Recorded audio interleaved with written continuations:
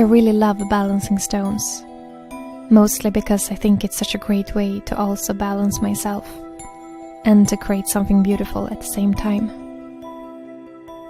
Even though a little wind is enough to make it look like your sculpture never was there.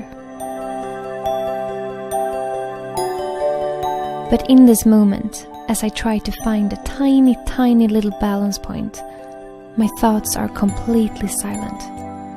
And that's a very good feeling.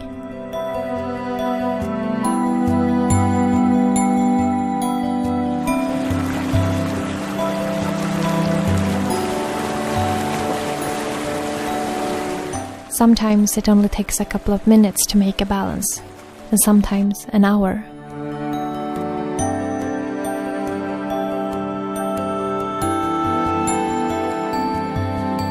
But when it's done, I love to watch the stone balance. It looks so still and quiet in a world that is constantly moving. Very often, I see people commenting that it's fake, that it's impossible to do this, and that it's photoshopped or glue.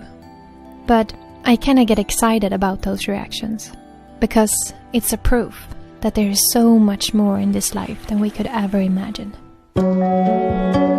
If some people think that this is impossible, imagine then how many more things there is in life that we still think is impossible, just because we never really tried it. Just because we already put the frames on what is possible and not.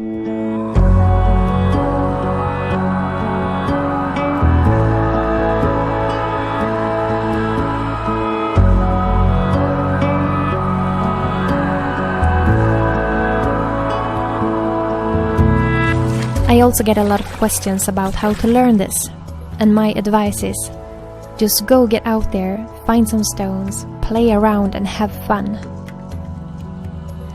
After a while, you will get to know the stones and get a feeling of how to balance them in the best way, and you will learn to see which stones works best together.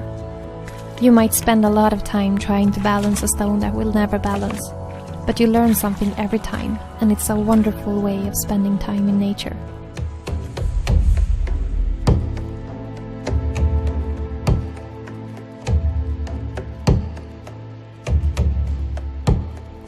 Depending on what kind of stone balance you're doing, the balance point can be really tiny. So the movements that you do while adjusting the stones to find the balance point are so tiny that you can barely see it with your eyes. You just feel it with your hands.